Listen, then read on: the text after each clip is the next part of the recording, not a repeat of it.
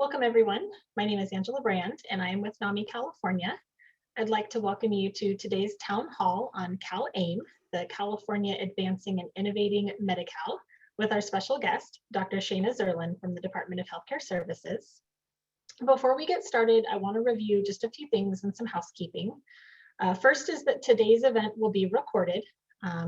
We'll have the link available on our NAMI California website after the conclusion of the event, where you can revisit any of the content or you can share with those who may not have been able to attend today. So all attendees are in listen-only mode. This is the Zoom webinar feature. If you have any comments, questions, thoughts, we do encourage you to use the chat box throughout the discussion today. We'll also be using that during our Q&A at the end of the presentation. So for those of you that have joined us before, I know that we often direct you to using an outside polling feature where we do some interactive question and answer throughout the presentation. We're not going to do that today, but we do still want to get a sense of who's in the room and where everyone is joining from. So if you could, in the chat box, let us know what county you're joining us from, and then your role, family member, caregiver, peer, consumer, representative of a CBO or a local affiliate, or all of the above, as I recognize a lot of us do wear multiple hats.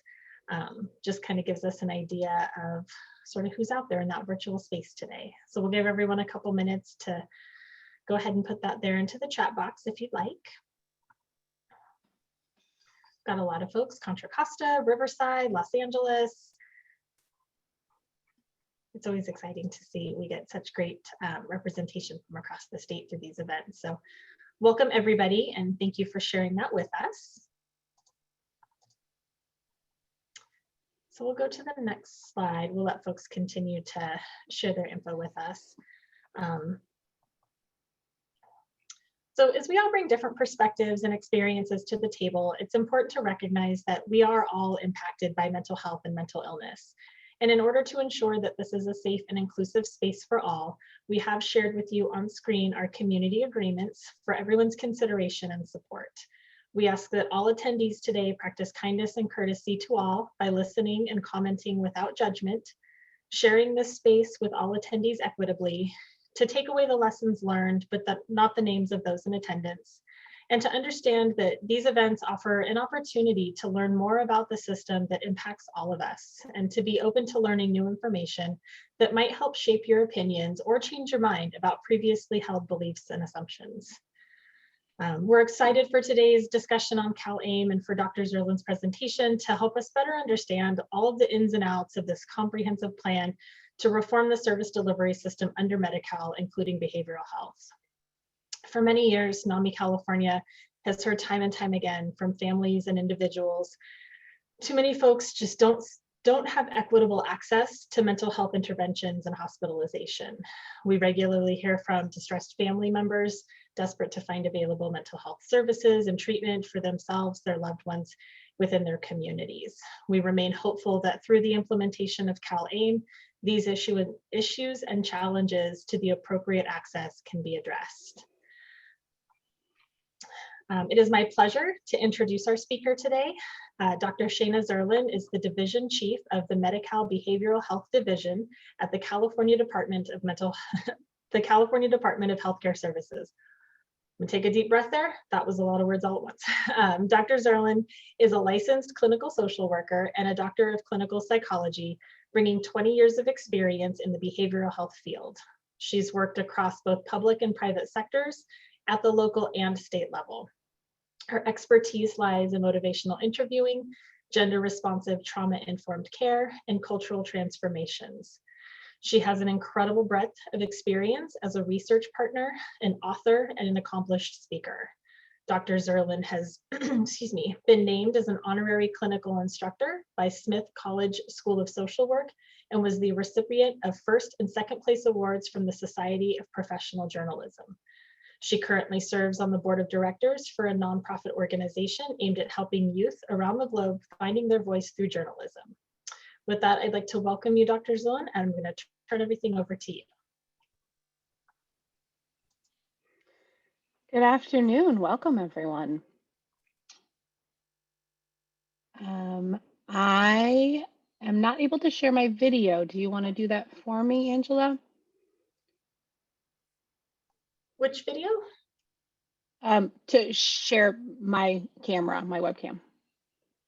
Yeah, let me fix that. 1 second. Okay, sure. So I'll go ahead and get started. Thank you for being here this afternoon, everyone. I'm really excited to share with you some information about CalAIM, particular to behavioral health. As Angela mentioned, I am a clinician by training and have served mostly in nonprofits as well as some time in county service.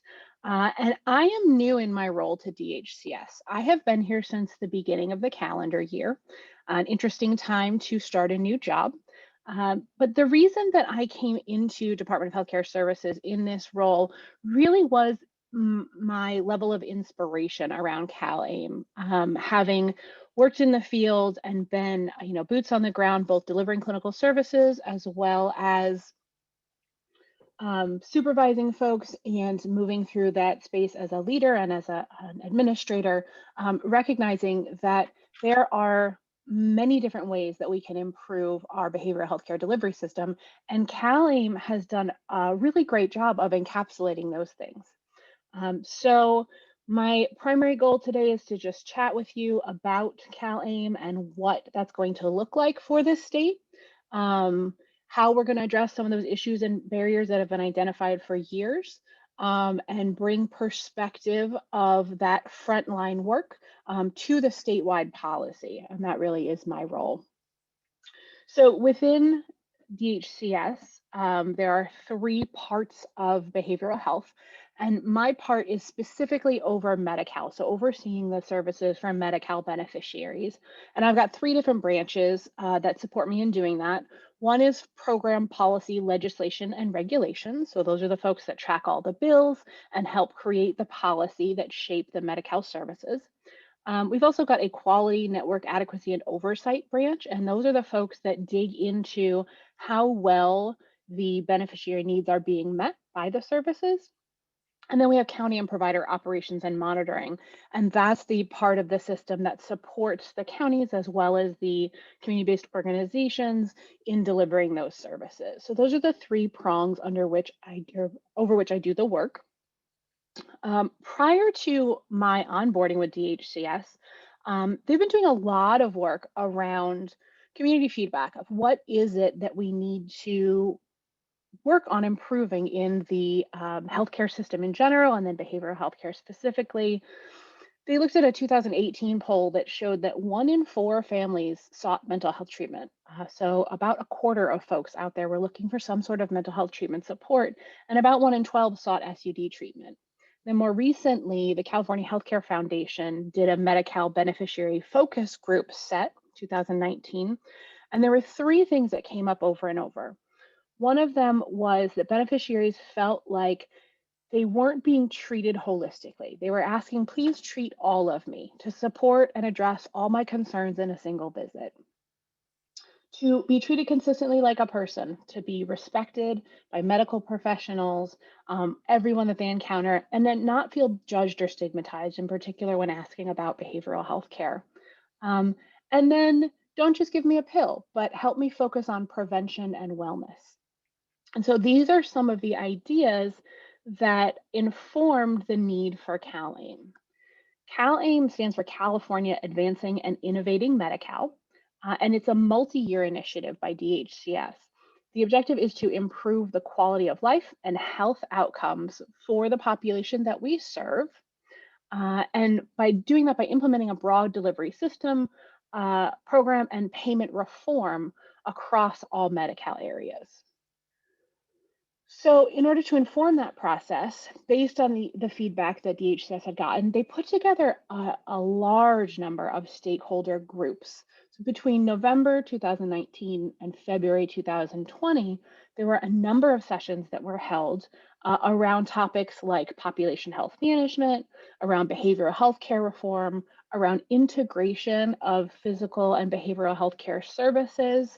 So CalAIM is really extensively informed by that feedback, and that feedback was utilized to draft the CalAIM approach. Then Just as CalAIM was supposed to get going full swing, we encountered COVID, and obviously that created a significant pivot. But this year, we are re-energized around the CalAIM initiative and are going full steam ahead on many of these initiatives. There's three primary goals in CalAIM, and I'm speaking about CalAIM globally. The first is to identify and manage member risk by looking at whole person care approaches and addressing social determinants of health.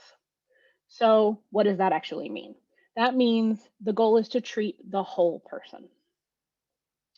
The second CalAIM goal is to move Medi-Cal to a more consistent and seamless system by reducing complexity and increasing flexibility. So what does that actually mean for the folks that get services? It means simplify. Simplify the way that we engage with folks, simplify the paperwork that goes along with the engagement, simplify the information so that folks are able to access in a consistent and seamless way the services that they're looking for. And then the third CalAIM goal is to improve quality outcomes, reduce health disparities, and drive delivery system transformation and innovation through value-based initiatives, modernization of systems, and payment reform. So that's a lot of words. What does that mean? That means we're changing the way that we deliver services. We're modernizing our data approaches, and we're looking to achieve even better outcomes for the most vulnerable folks across the state that we serve. Now, CalAIM has a number of objectives that are global, but I'm going to dig in today to the behavioral health objectives specifically. And a couple of those include the integration of substance use disorder and mental health services, payment reform, so restructuring the way that services are paid for, and simplifying some of the administration of services. Now, as I move through, I understand that this is a lot of information. And so if you have questions along the way, please feel free to put them in the chat and Angela will bring them to my attention and we can address those in real time. I'm happy to do that. You're also welcome to hold questions till the end if you prefer, and we'll create some space for that. So the CalAIM behavioral health proposals center around two questions. The questions of where do people get care and how do they access care without delays? Regarding that first question, where to get care, we currently have a bifurcated system around mental health services. So we have it broken into two sets. There's specialty mental health services and there's non-specialty mental health services, which are also sometimes called mild to moderate services. And as you may be aware, these are operated by different systems. So the non-specialty or mild to moderate mental health services are operated and delivered by managed care plans. The specialty mental health services are delivered by counties. And so one of the biggest questions people encounter is, when I'm looking for mental health support, how do I know where to go? And the answer is that often people don't know which door to knock on. And there's a number of things that we're doing within CalAIM to address that. One is to clarify the system, to help people understand how that's structured and where each type of service might be delivered. And then also to create some strategies where folks are getting support no matter what. So let's say that you or your family member, your loved one are looking for mental health services and you go knocking on the door of your county system that operates the specialty mental health services. They're going to go through a series of assessments and determine whether that's the appropriate place.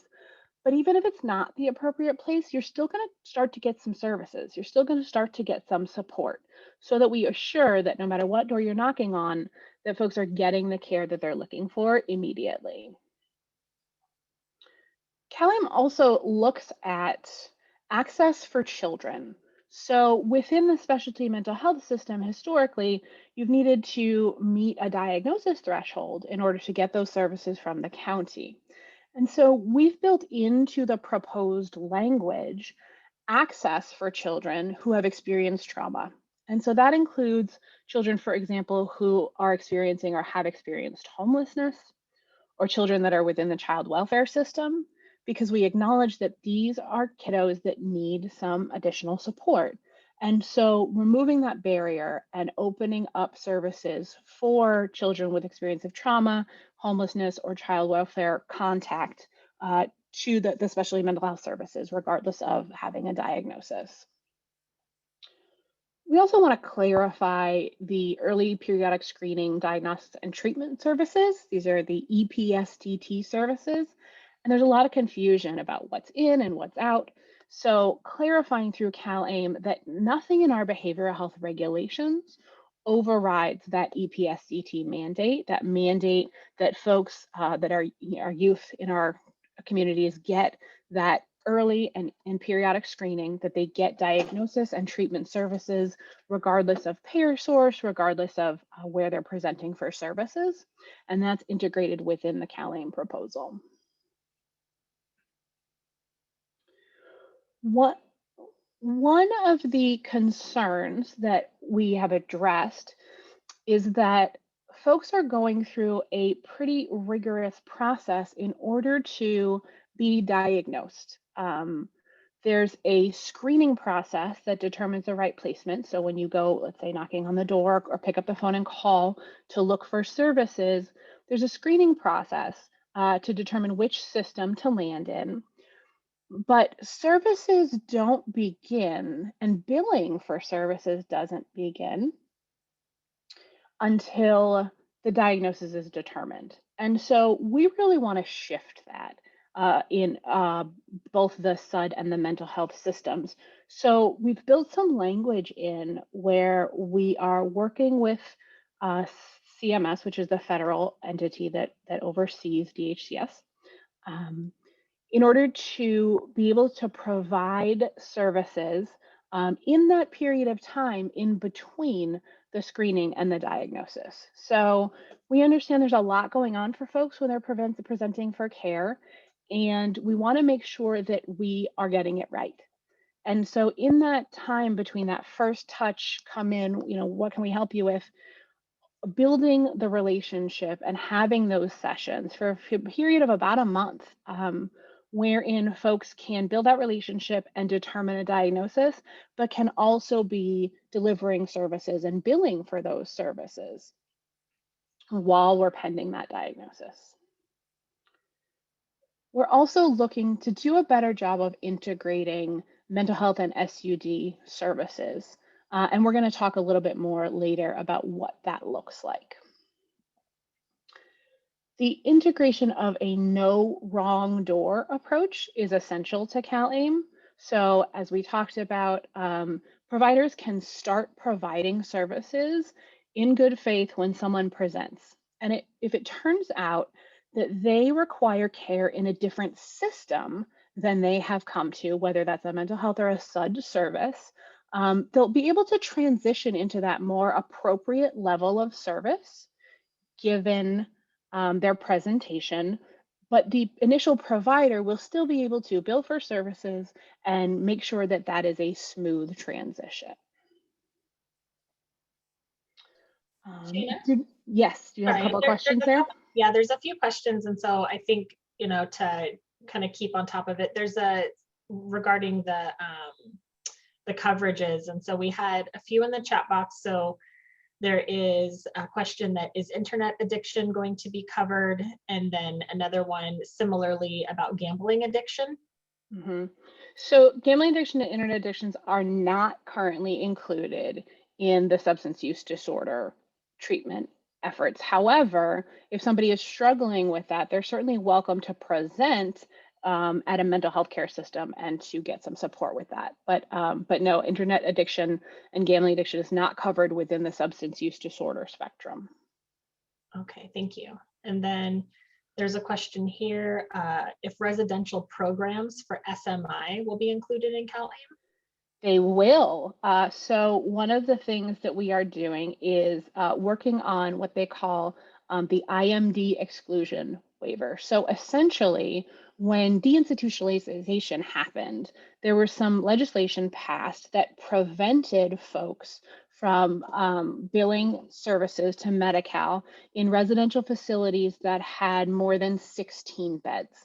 And this has created a huge barrier. So the state, during the drug Medi-Cal organized delivery system overhaul, which has happened over the last few years, is a complete transition of the way that we deliver substance use disorder services for counties that opt in, did get this Imd exclusion. So they have been able on the substance use side to provide residential services and bill Medi-Cal for the treatment portion of those residential services in facilities larger than 16 beds. We are drafting language that would create a parallel waiver for the SMI residential programs so that those could become Medi-Cal billable. Wonderful, thank you. And there's a few others that have popped into, and I don't know if this is what you'll be getting to or if we should wait. But the second question is that if aftercare plans after leaving a hospitalization will be mandatory to ensure folks don't fall through the cracks. And then there's two others here. All levels of service, state and county, continue to disparage those with schizophrenia spectrum disorders, especially those with chronic psychosis, who are unable to self-direct their care or understand their need for treatment due to lack of decision-making capacity. The neuroscience behind these illnesses continuing to be ignored. I don't know if that's something you'll touch on. And then there is another question. There's actually a ton of questions coming in. California has over 200 different Medi-Cal programs currently. Is this being reduced with the number of Medi-Cal programs under CalAIM?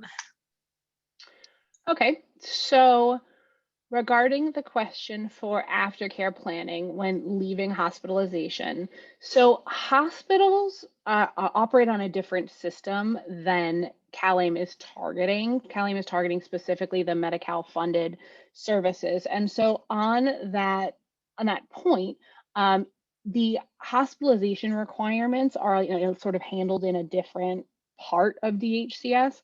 What I can tell you is that aftercare planning is certainly a requirement and something that the intention is that folks are working on that from the beginning of the hospitalization so that folks have a safe space to transition to and step down into that next level of care. We also know that there's a significant shortage of options for that aftercare service, which is one of the issues that CalAIM hopes to address through this Imd exclusion, where we create more billable opportunities within the residential spectrum so that folks can step down to that level of care and have that be a funded source. Great, thank you. There's another question here. It came up in the chat and the Q&A. Service availability varies depending on where you live. Why are folks limited to what's within our specific county? Is there any possibility of removing the requirement to be seen by providers within your resident county? So the way that our system is set up, it is county dependent. So where Medi-Cal beneficiaries live does determine which system they access. And that is not slated for change within CalAIM right now. What we are doing is working with the various county systems to try to create parity and equity regarding the services that folks receive, regardless of that the place that they are living, because as we know, there's some urban spaces that have more rigorous services, some rural spaces that have less rigorous services. And so one of the ways that we're doing that around substance use disorder services is opening up the opportunity to opt into the organized delivery system, which would create a larger, sort of more rigorous set of services.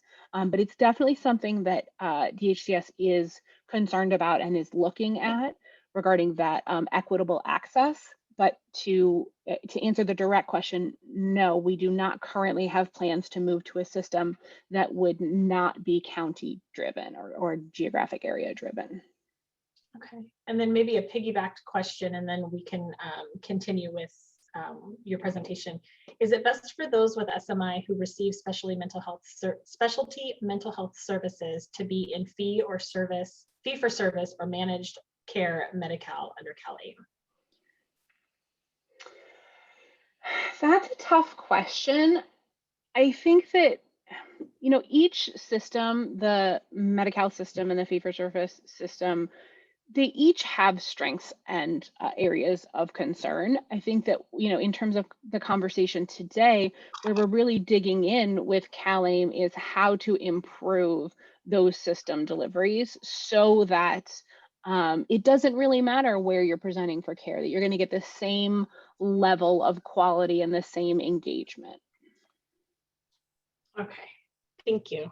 So we'll go ahead and take a pause real quick, and then if you want to, we do have one here for some of the acronyms. Just if we could explain what we're. The acronyms are tough, and I'm happy to be conscious of that and say the full words. But when we're talking about CMS is the Center for Medicare and Medicaid Services, and that is the federal body that governs DHCS. So when we are trying to make changes to the way that we deliver care, we're trying to change our terms and conditions, we do that in partnership with CMS, and everything that we want to do has to get approved by CMS. So for example, when I'm talking about getting a waiver so that we can have Medi-Cal billing in the residential services, that is something that CMS would approve or not approve.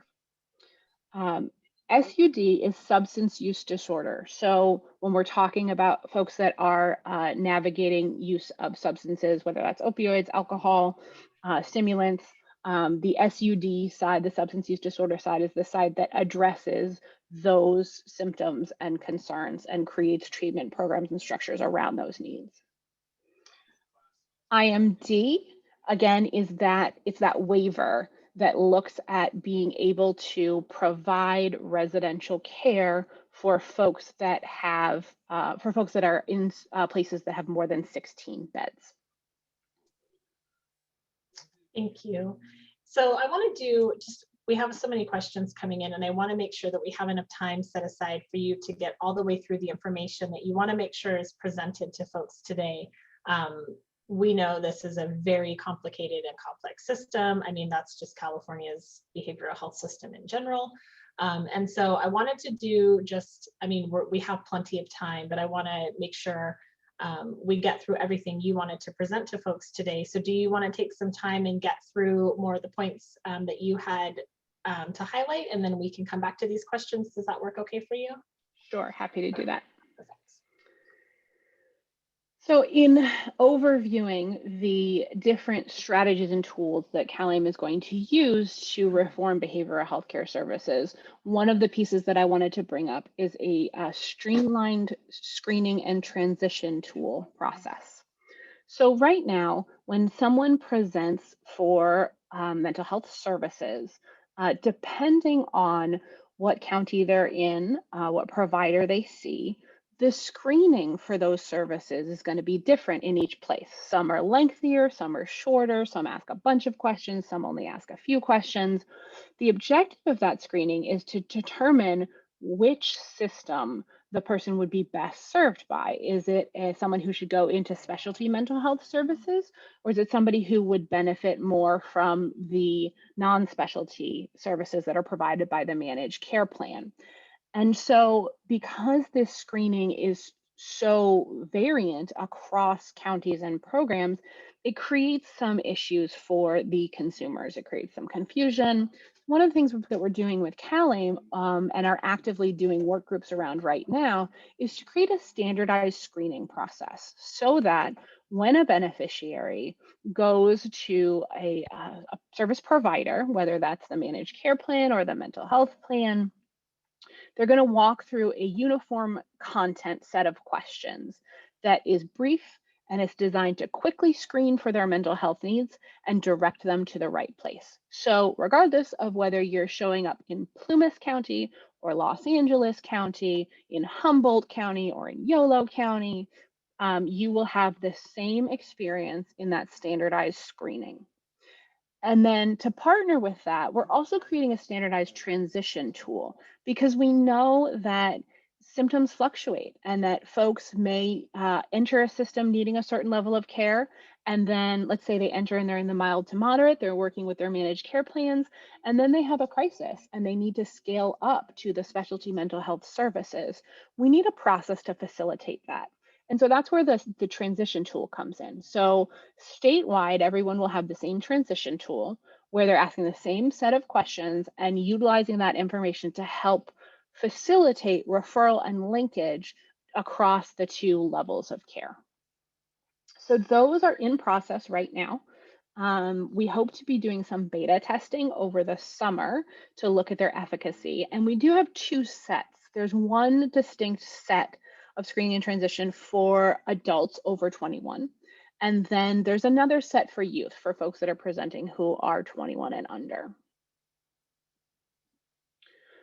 One of the big administrative changes that we're making in CalAIM that we think is going to have a huge impact is to change the way that we document the services. So right now, behavioral health has an incredibly complex system of documentation.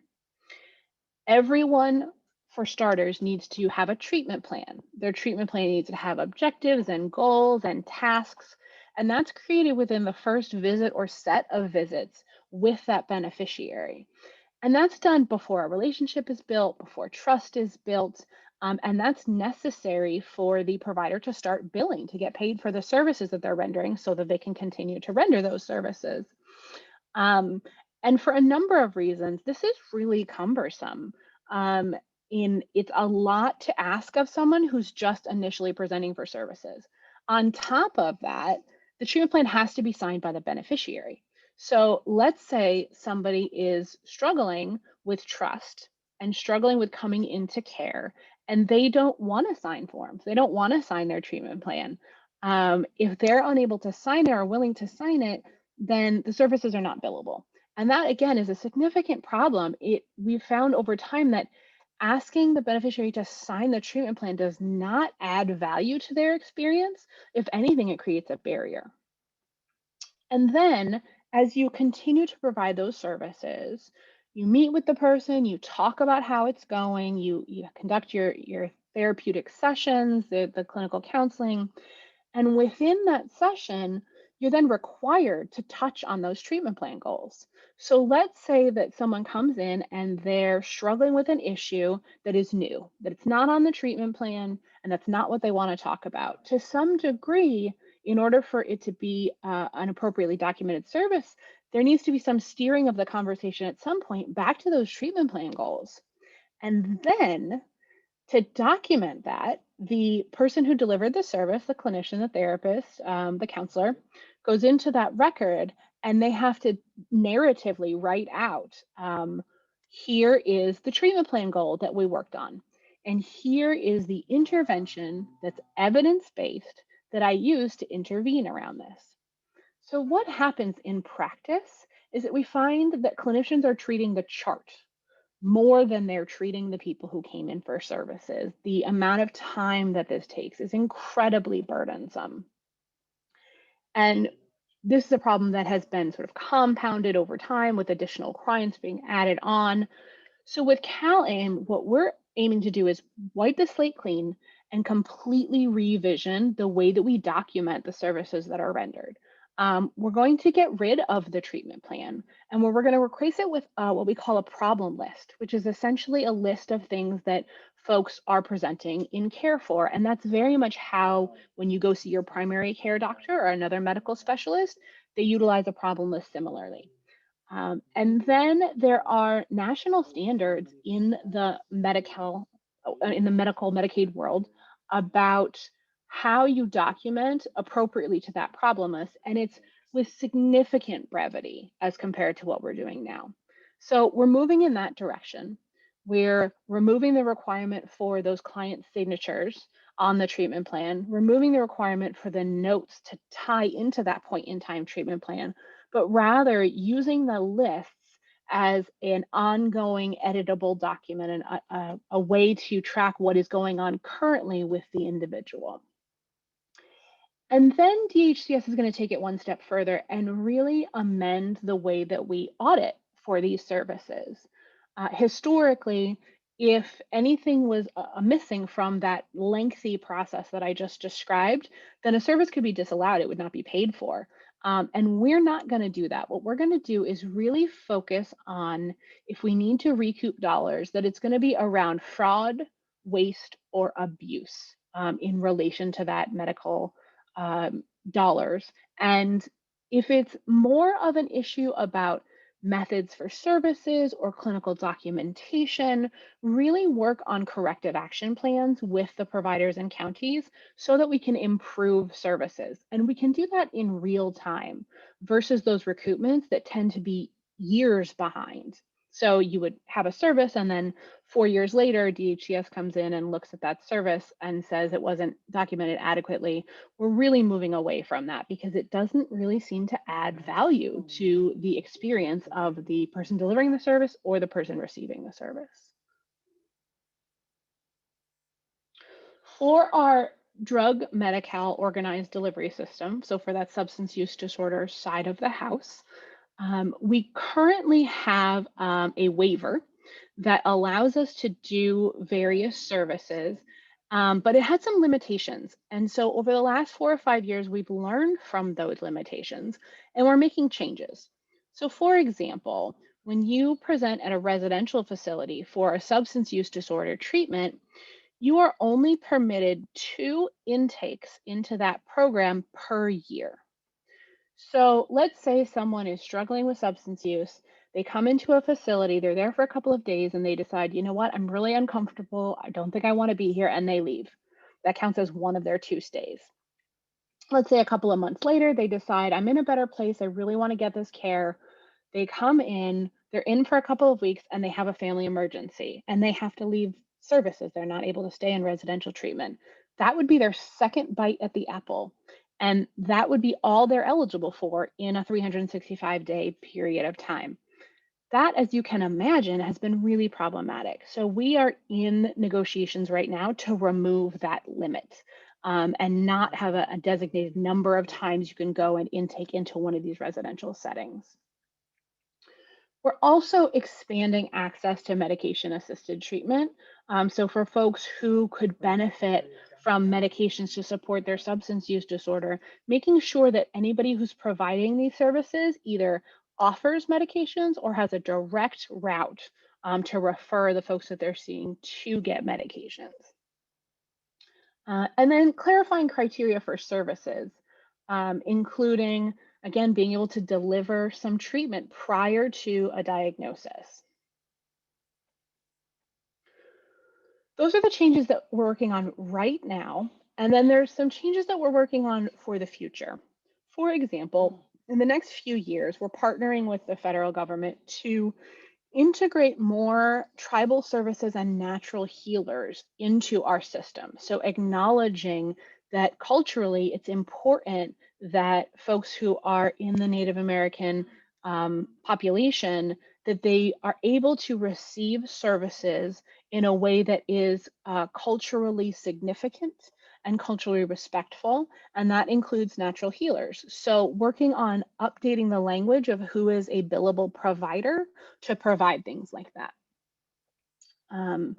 And we want to be able to do some more intervention early. And so looking at creating a mechanism for early intervention and billing prior to a young person meeting the criteria for a diagnosis. So if somebody's at risk, we're able to provide them services prior to that diagnosis.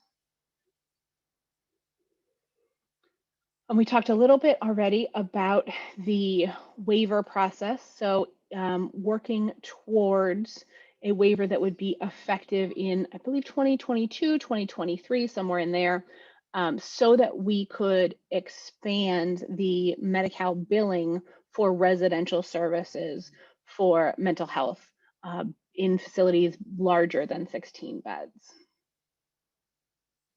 There's some other key behavioral health proposals that are tucked into CalAIM that I just want to go over really quickly. One is facilitated referral and linkage upon release from jail. So when someone is incarcerated, their Medi-Cal benefit is typically suspended. and they're not eligible to receive services until they're discharged. Now, this can create a gap because we want to make sure that when folks are leaving jail, that they or leaving prison, that they have been linked to the appropriate services, that they have medications with them ready to go. They don't have to go and pick them up at the pharmacy, but that we're able to hand them those medications, and other ways that we can help support their ongoing wellness as they transition from that incarcerated setting back into the community. So one of the things that we're working on in future iterations of our work with the federal government is to turn that benefit back on in the 30 days prior to release so that they can have their Medi-Cal benefit, they can be engaging in some services, they can get connected with what they need, and they can get connected to medications that then they can take with them when they're released. We also want to move towards administrative integration because the more administrative integration we achieve, the simpler services can be rendered. So we would like to move towards a single behavioral health contract between DHCS and all of the counties for both the mental health and the SUD care. So right now, substance use disorders have one contract and mental health services have a separate contract. And we really want to integrate those and make sure that we've got one behavioral health contract and are encouraging the clinical integration by creating that administrative integration.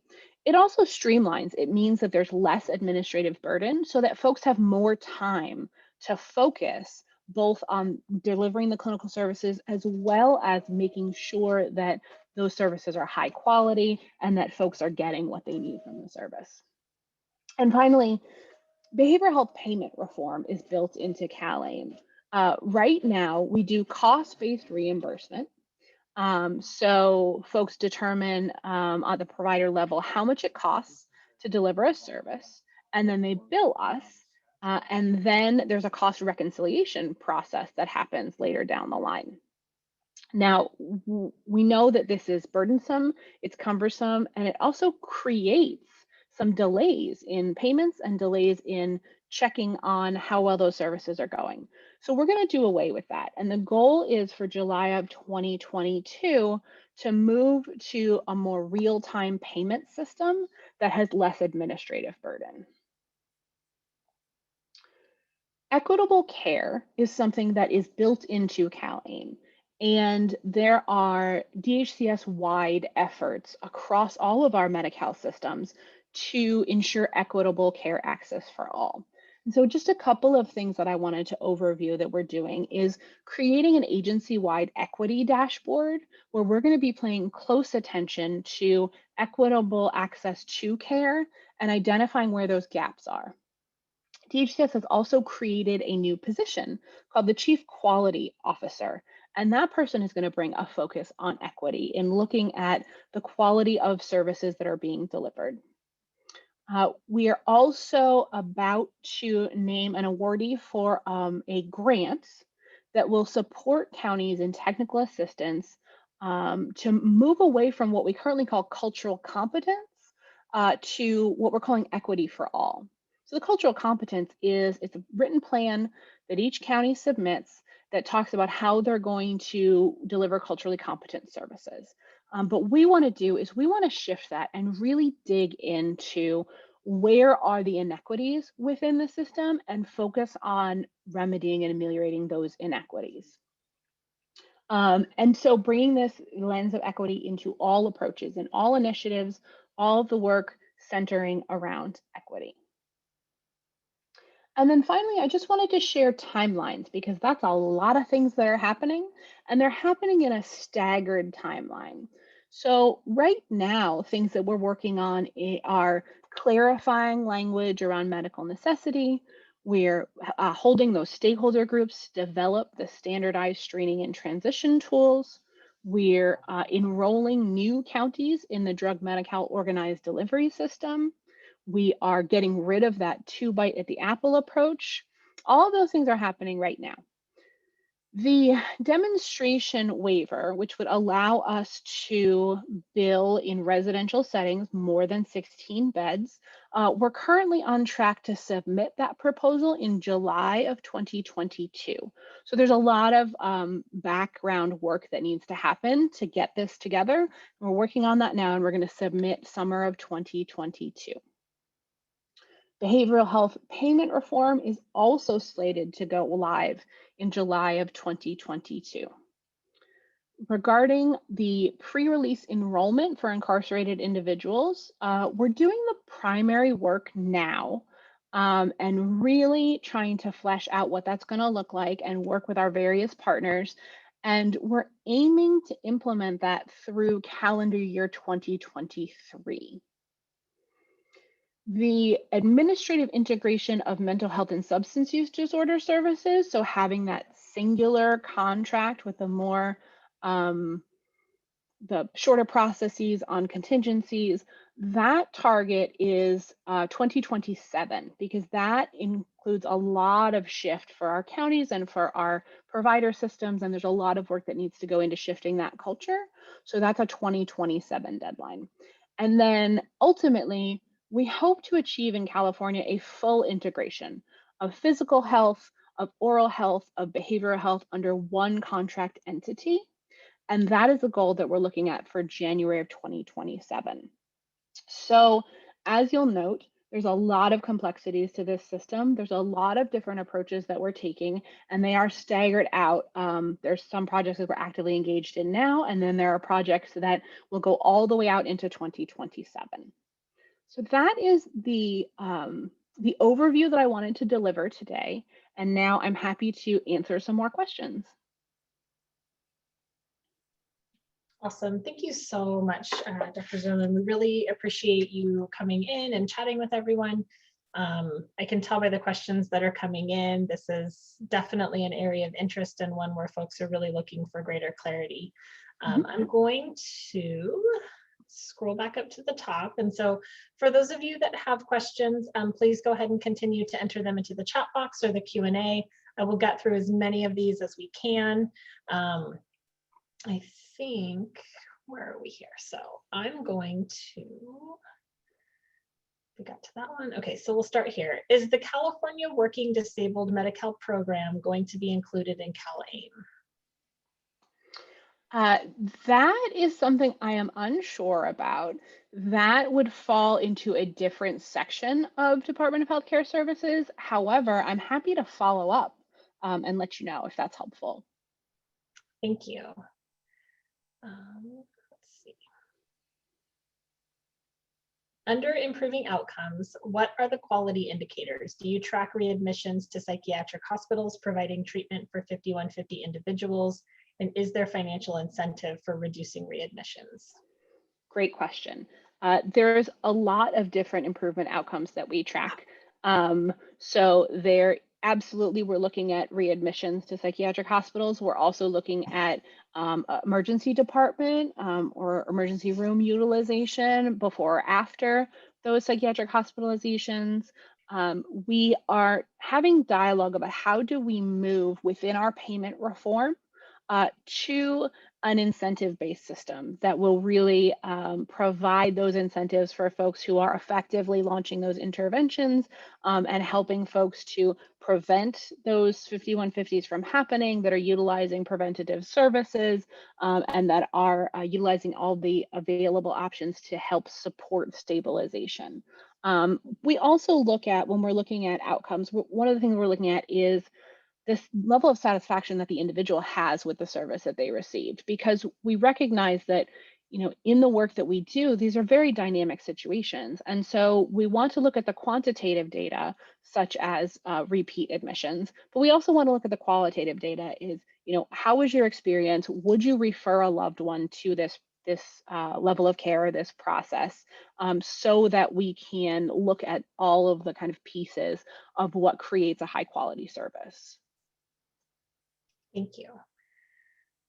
We had, so this question I think is a little bit similar to the one we had before, but I'm going to go ahead and pose it because there might be some there might be some information if they, so in the Bay Area, one can easily move from one county to another. Will CalAIM address the transition of Medi-Cal care when moving from one county to another county so that a consumer receives equivalent SMI or SUD care when moving? Yeah, great question. So as I mentioned earlier, the service really is dependent on the county of residence. And when folks move, there is a process by which they change their benefit and change to a different county of residence or county of responsibility. We do have some language that we're currently working on that will help clarify for counties and providers, including hospitals, who and how they are responsible for paying for the care for those beneficiaries.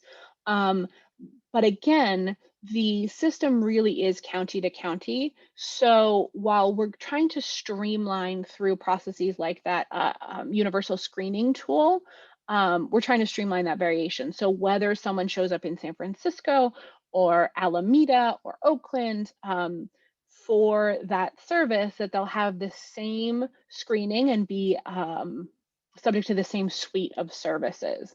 But as you acknowledge, yes, right now there are some discrepancies depending on the system that the county or provider is opted into.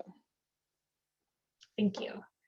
So I'm going to move over to the Q&A. There's a couple questions in there as well. So let's see. Will SUD residential treatment include withdrawal management with medication? It can be very difficult to get into an SUD residential situation when the consumer must go through withdrawal somewhere else before entering residential treatment. Mm-hmm.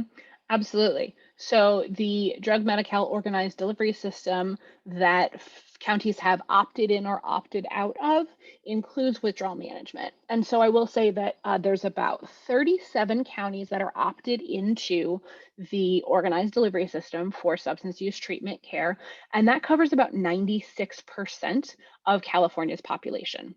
So about 96% of the time, when folks are presenting for substance use treatment, withdrawal management is included as an option. It is a separate service from residential. It is licensed differently, and they have different requirements. But yes, those are absolutely available within the drug Medi-Cal organized delivery system. They do include medications. They have medical staff on site that can support folks with their withdrawal symptoms through medications, and then do a warm handoff to the next level of care, whether that be residential, whether that person would prefer to go to an intensive outpatient program.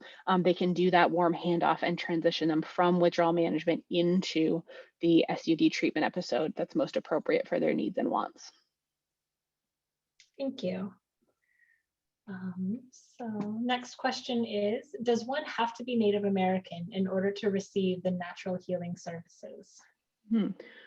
Great question. This is still very much in development. We have not gotten that deep into the details of writing all the rules and regs. The stage that we're at right now is having conversations with Centers for Medicaid, which is that federal body that governs the work that we do, about introducing this policy and about creating the regulation.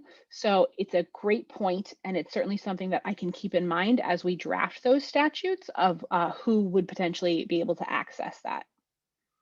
Great, thank you. Next question. Currently, only clinician-trained facilitation for CBT and DBT support groups is billable. Will peer-facilitated CBT and DBT group support be billable in the near future? So we definitely are expanding our attention to peers. We are, through the CalHOPE program, currently training a cohort of hundreds of peers who are then going to be deployed into the workforce, who are going to expand their role within these behavioral health systems across the state. Whether they'll specifically deliver CBT or DBT is a little bit tricky, because those are both evidence-based practices. And with an evidence-based practice, there's a certain amount of training that needs to go into being able to deliver that to what we call fidelity, to be able to deliver it accurately in line with the model. And so I don't believe that currently we have peers slated to run those groups. but I can tell you that we certainly have a cohort of peers that are being trained right now to have a more active presence, including delivering services to folks in various behavioral health settings across the state. Thank you. And then we've got, will the funding for pre-release enrollment for those who are incarcerated go to county sheriff departments or behavioral health? Right now, I believe it's slated to go to sheriff's department because they are the folks that are going to have to really do the changes within the system. Currently, there exists funded entities who receive folks as they're discharged and bring them into services. And there have been a lot of dialogues about different counties doing this different ways. Some folks have their trained clinicians go into the incarceration setting, other folks do not. So this is something that has to be fleshed out as we move deeper through the process. But what we do is we do a pretty thorough budget analysis to determine who will be incurring cost. And like I said, right now, the way it's currently slated, it looks like sheriff's departments will be incurring that cost. However, if there is additional cost to be incurred by behavioral health systems, then that's a budget ask that we would make to accompany that so that they can do whatever they need to do in terms of making the associated changes. Great, thank you. And then I'm going to switch back over to the chat box and make sure that I didn't miss anyone's questions there. Let's see.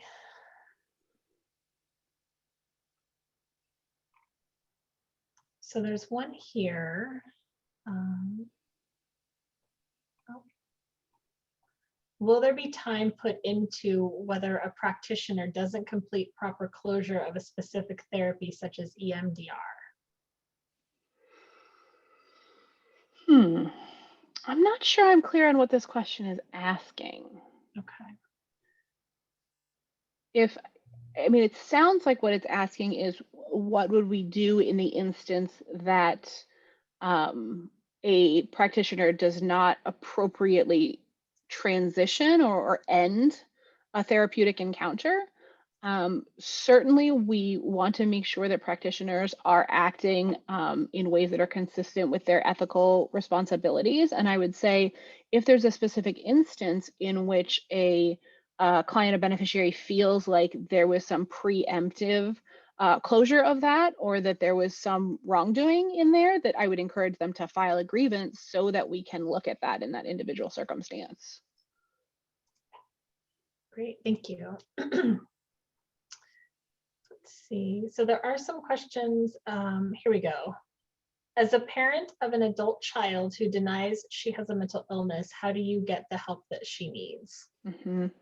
That's very complex and something we talk about quite a bit because the systems are built around medical necessity, around the individual beneficiary presenting in a way that we can document that services are necessary. When folks, let's say, a young person is early in their mental illness and they are not in a space where they are talking about it in that way, or not in a space where they're acknowledging that they're struggling, it is a really big challenge to get them into services, because ultimately, if they are, we can hear from the parent and we absolutely take that, what we call collateral information, into account. However, ultimately, at the end of the day, if this young person is denying that they're having any mental health struggles, then they're not going to be eligible to come into that care. So I think that there's a couple of different things that we would do. One would be to do some what we call motivational interviewing, which is a specific intervention wherein we would help to work with that young person to identify maybe there are areas of their life where they would like some support and improvement. So rather than focusing on the diagnosis or focusing on X, Y, and Z symptoms, to talk with that person about how could we be helpful? Are there things in your life that you'd like to change, that you'd like to work on, and to frame it in that way in order to get them established in care? Thank you. I think that's definitely a conversation and a question with many, many, many, many layers. And so I appreciate you supporting that question today. And then I want to just acknowledge in this space, one of the attendees noted how, this discussion is bringing up some trauma through the mental health system. And, I want to, hold space for that comment and how difficult it is for folks to access services that need them, and, how complicated our system can be. And so just, thank you for sharing that comment and holding space for the difficulty that is just, all varying experiences when it comes to trying to access care for ourselves and our loved ones, and the number of barriers that can be, put into place that make that very difficult. So I appreciate you sharing that with us. And again, I really appreciate you being here with us today, and just, really, Dr. Zurlin, answering all of these questions and being available to folks to help, make sense of these changes in the system as it's, currently in place, and the plans and the goals that we have, the shared goals we have to, create something that is, better for folks. And so I'm going to go back through. I want to make sure I didn't miss anybody else's questions here. There was a question, someone wanted to know, the best way to get in touch with you. If you would like folks to send questions to me, we can do that. Sure. It's really up to you. I'm going to put my email address here in the chat box. We tell folks at the end also, if you think of anything after today's event, if anything comes up where you think, oh, gosh, I totally forgot to ask that question. I just put my email address into the chat box. You can always send those questions over, and we can work on getting some answers for you there. Let's see, we did have a question just pop up here. My loved one has been in and out of psych hospitals, skilled nursing, and residential assisted living with little to no psych oversight or follow through. We were able to access wraparound services through the Sippy clinic, which helped, but there are still large gaps in treatment. Will there be additional wraparound services more available, and will skilled nursing homes have a more robust behavioral program? So we are working on what we're calling enhanced care management, which is additional support at the level that you're talking about, those wraparound services that are built into the CalAIM system. So yes, there will be expansion of those services. Regarding the skilled nursing homes having more robust behavioral health programs, I don't know that that's something that we have slated specifically, but certainly looking at how do we enhance behavioral health care workforce, how do we work with folks who maybe are not trained behavioral health specialists in doing some, sort of having some basic understanding of what mental health looks like, of what substance use disorder looks like, and how to be a positive, supportive presence, how to help reduce stigma, how to recognize when somebody perhaps needs a higher level of care. So those initiatives are definitely happening. Wonderful, thank you. Another question here, will CalAIM be involved in the implementation and billing for SB 803 peer support certification services? So I am not able to speak to DHCS involvement in any particular legislation, including SB 803. But what I can tell you is that we are involved in a rigorous effort to introduce and include more peers who are trained, who are certified, who are able to provide that really just critical, essential piece of the support service spectrum. So that is something that we are actively engaged in our language as we work through CalAIM. Great, thank you. And then there was another question here about whether a recording of this presentation will be available. And the answer to that is yes. After today's event, we'll get the link and we'll post that on our website. And then everyone that is registered for today will receive a follow-up email that will include a link to the recording, as well as some of the things that you've talked about today, Dr. Zurlin. We've included a link to just the CalAIM landing page on DHCS's website. We'll also include the documents that are shared there, the executive summary and the revised proposal that was released this year. For those folks that want more information. I think the summary document is about 238 pages, so it's just a little bit of light reading. Yeah. And as someone who used to work at a state agency, I can say with a little bit of humor that there's nothing better than state issued reports. So, but there's a lot of information I recognize. As folks are in varying stages of their sort of advocacy journey, that it's a lot of dense information, as someone noted before, a lot of acronyms, so if there's anything we can do to help, connect the dots, bring more information into this space for this conversation, please let us know. Go back to, we've had more questions pop in. So the first one is, when a patient is discharged from a psychiatric facility, there is no transition program, and where do they go for residential care following intensive inpatient care? Mm-hmm. So we touched on this a little bit earlier, which is that there's acknowledgement that there is a lack of facilities, a lack of opportunities for folks to transition down, particularly into residential care. And that is why we're pursuing that waiver with the federal government that would allow us, similar to what we've done in the substance use side, to have Medi-Cal billable spaces available in residential facilities that serve more than 16 people. So that will open up the availability. Great, thank you.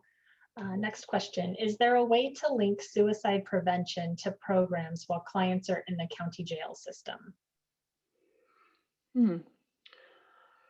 It's a fantastic question. I know that there is suicide prevention work going on through various grants, through various programs across the state right now. I don't know that any are focused specifically on incarcerated settings. I do know that it really varies county to county, the level of behavioral health services that are available in jails and prisons. So that would really depend on your local system and to what degree of rigor they're providing those services within incarcerated settings.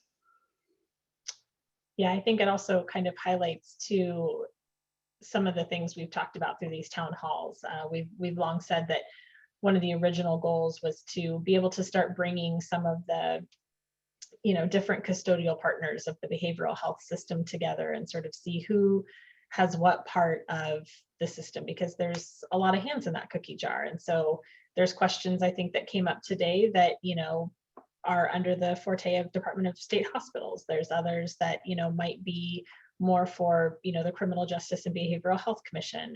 So there's, it's still really evident that, our system is very complex, and there's a lot of folks that, have a hand in providing services here, there, and everywhere. And so, hopefully as we continue to have these events and these conversations, it starts to help connect the dots for folks a little bit more about how we all work together to make sense of this. But I do appreciate your patience and willingness to just dive in and answer some of these questions, even if they're not necessarily under your purview. So thank you for that. Of course.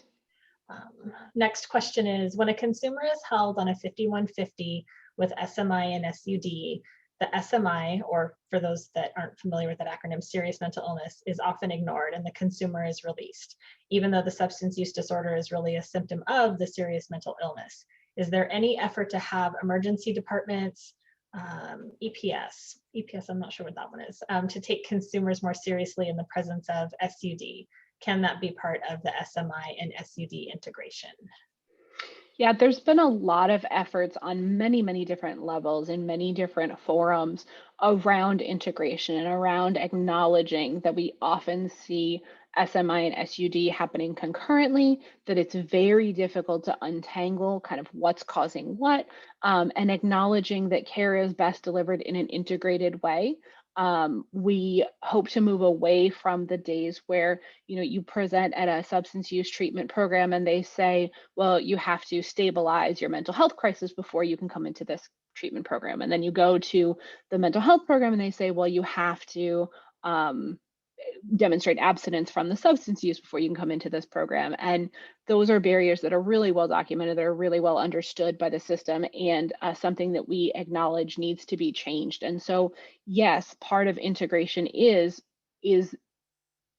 our approach is to look at how do we administratively break down those silos in partnership with clinically breaking down those silos, so that when folks present to one system or the other, that they're getting care for both, and that is done in an integrated and really partnered way. Thank you. Next question is, why doesn't the system allow individuals to request specific outpatient clinicians, including opted out psychiatrists, when they know that the relationship will be effective, and access partial reimbursement? Yeah, the best answer that I can give you, just in the interest of being transparent, is that the billing mechanisms don't always line up with what we would love to see clinically. And so I acknowledge that, that a relationship is built and it may be effective, but that they're not someone who is billable under the Medi-Cal system, that's not going to be a billable service. So there's a lot of very complex criteria that go into who can bill in the system. It's more than one factor. And unfortunately, we don't have that option for things like partial reimbursement when someone is not within that Medi-Cal billable system. Thank you.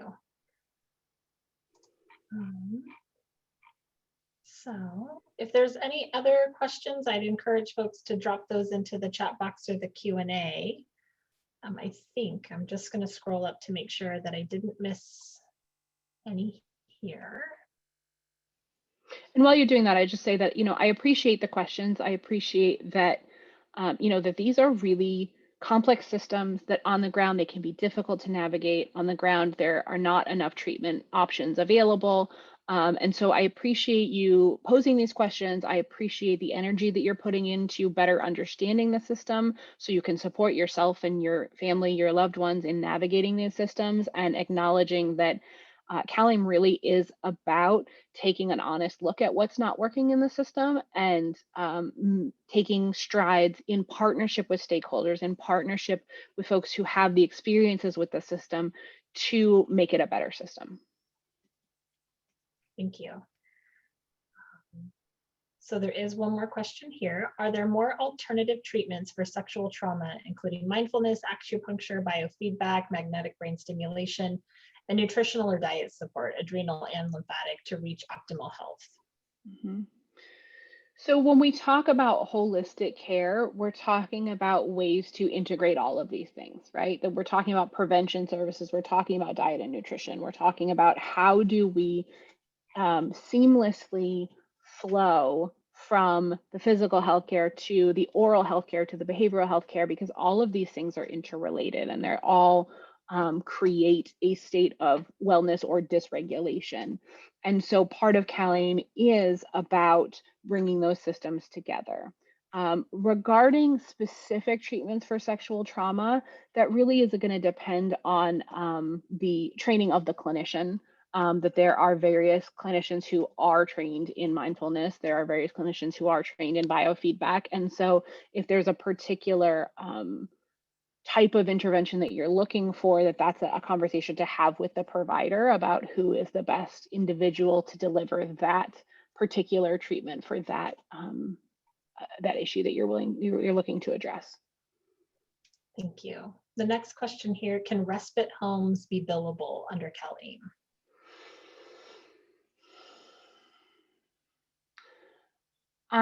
When you say respite homes, what do you mean exactly? Like peer respite homes or caregiver respite? Okay. These are generally not billable under Medi-Cal because of the way that they are staffed and structured. So unfortunately, we do not within CalAIM have a plan to create a billable situation in respite homes. Thank you.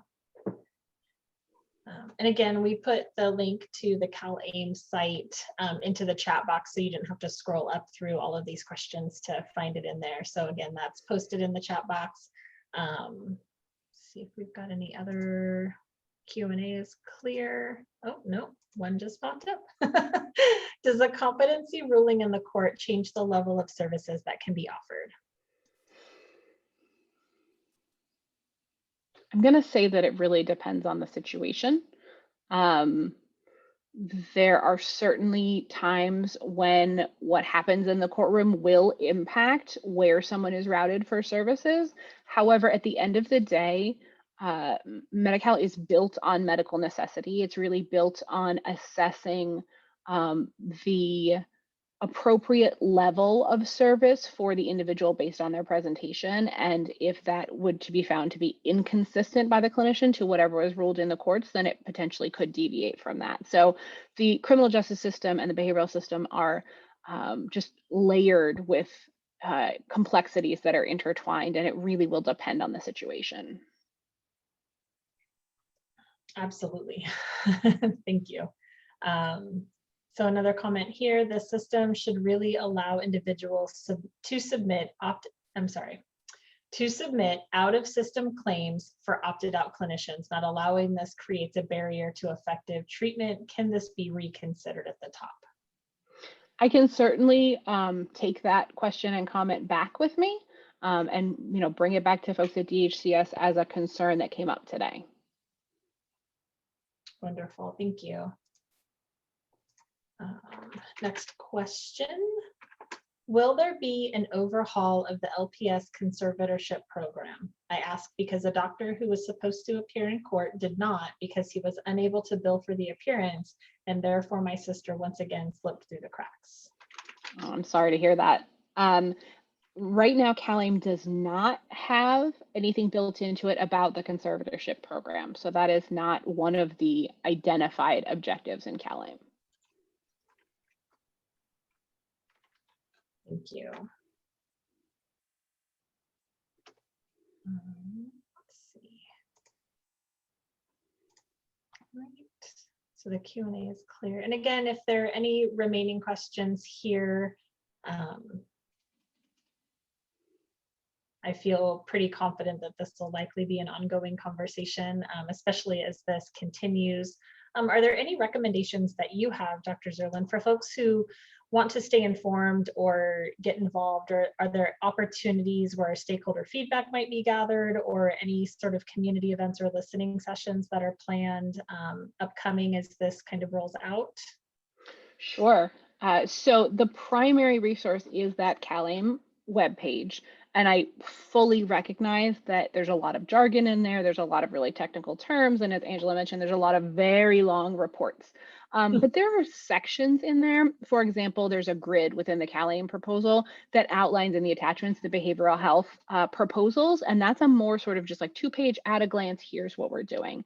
That could be helpful.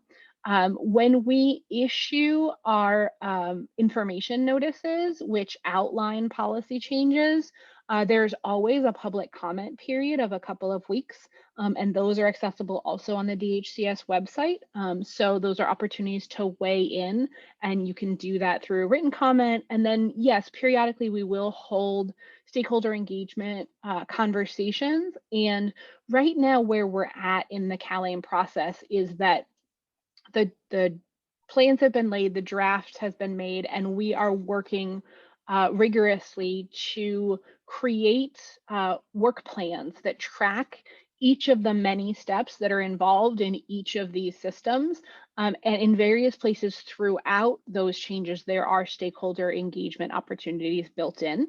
And so we're happy to stay in touch with NAMI about when those come up as well, and to welcome you all to give us your feedback and let us know what you think about how we're rolling out these policies.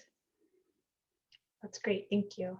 I know that DHCS also has like a listserv that folks can join that will send out periodic updates and information as well. So I would encourage folks to sign up for those, excuse me, to track the progress of this as it kind of moves through its life cycle.